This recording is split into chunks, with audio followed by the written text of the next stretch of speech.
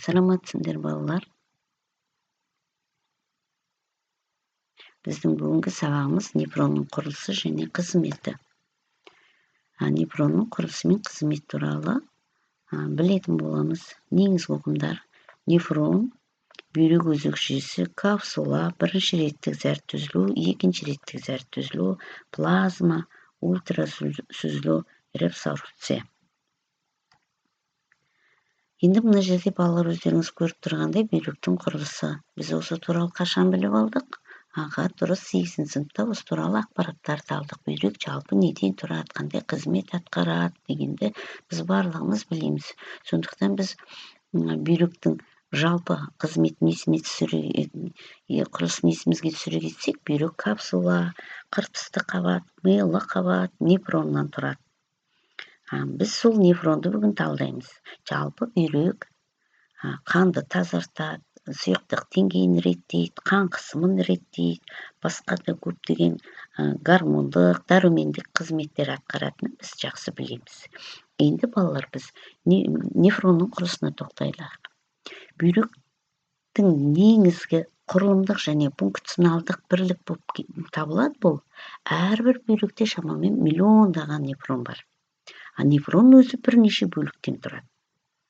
Енді міне өздеріңіз көріп отырғандай, қазір осы суретте бүйректің құрылысы көрсетілген, және сол нефрон осы бүйректің қай жерінде, қай бөлімінде орналасады десек, біз оны да негізінен білетін болуымыз керек. Дегенмен есімізге түсірейік, бұл нефронымыз, міне өздеріңіз көріп отырғандай, қыртысты мен мыйлы қабаттың арасында осы екі бөлімде орналасады.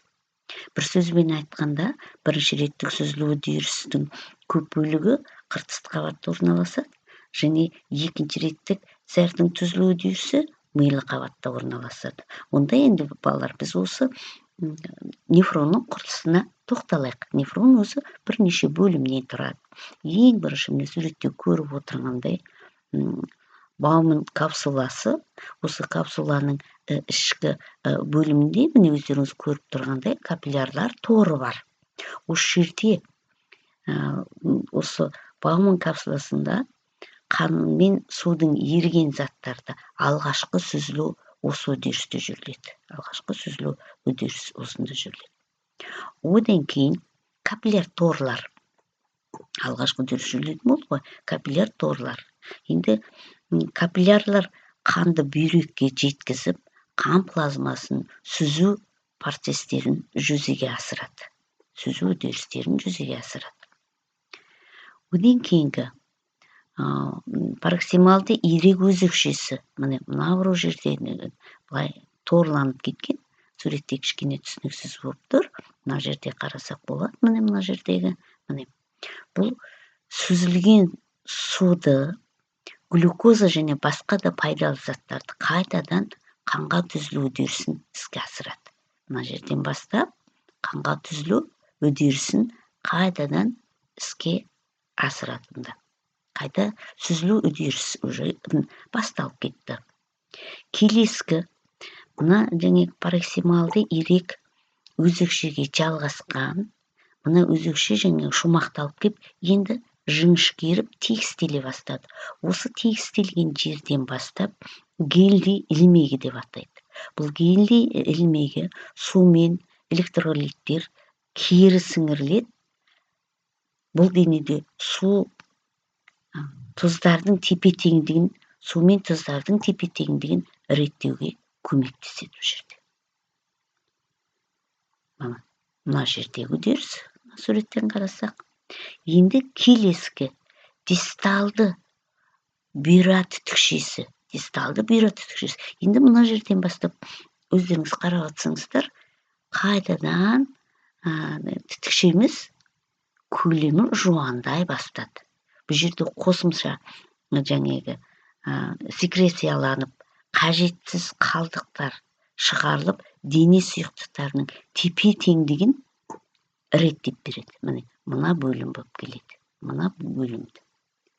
Енді ары қарата жинақтаушы түтікке жалғасады. Мына жерден бастап жинақтаушы түтікке жалғасады. Бұл зәрді жинап, бүйректің астауына қарата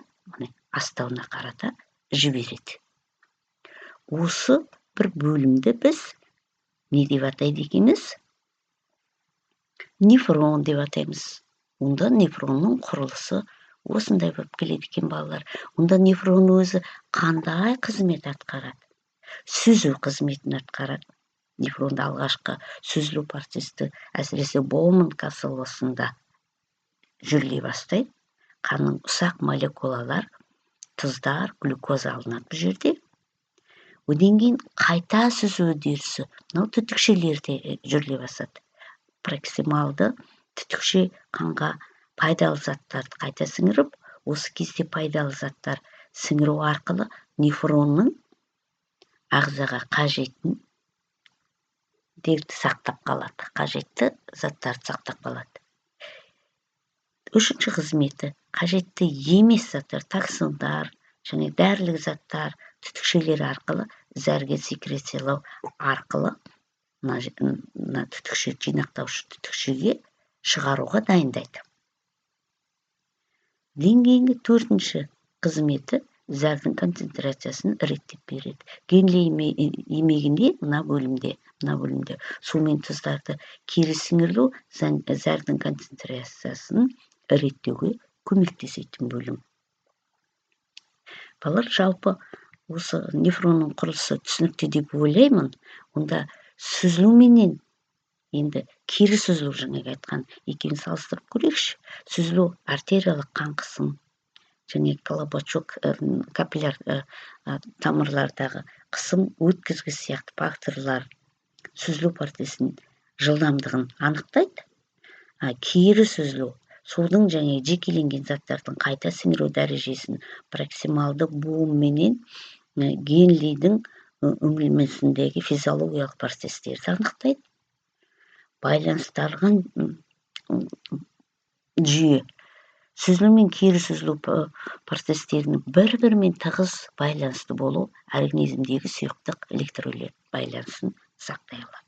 Онда біз екеуін салыстырып көрейік, балалар.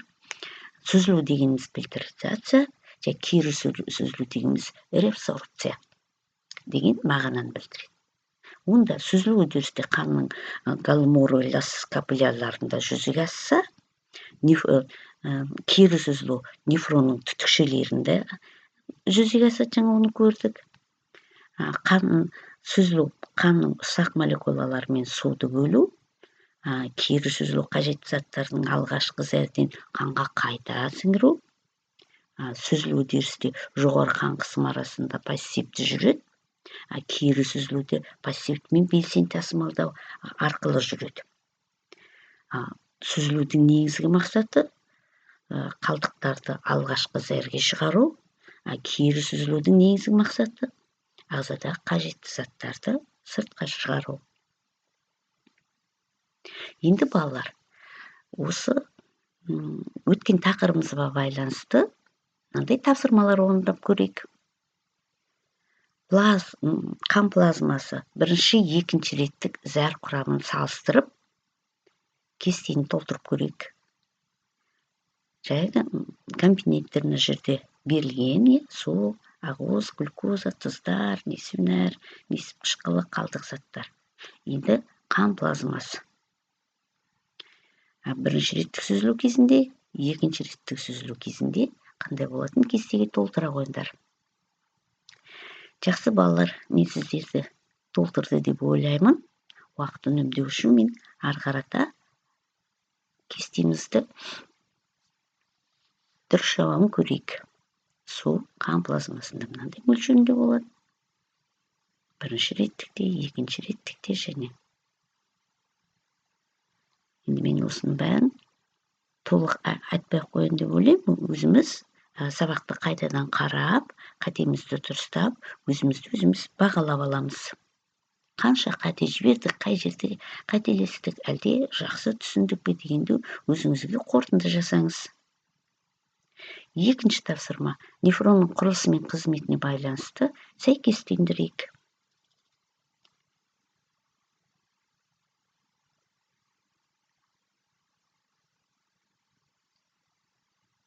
Жақсы, рахмет балалар. Өзімізді тексерейік. Мына жерде артында бірден жауаптары жазылып тұр, міне. Өзімізді тексеріп. Жақсы, рахмет балалар. Бүгінгі сабағымыз осымен аяқталды. Егер сабақ түсінікті болса, артына пікірлеріңізді жазып, менің каналыма тіркеліп кетіңіздер. Рахмет, сау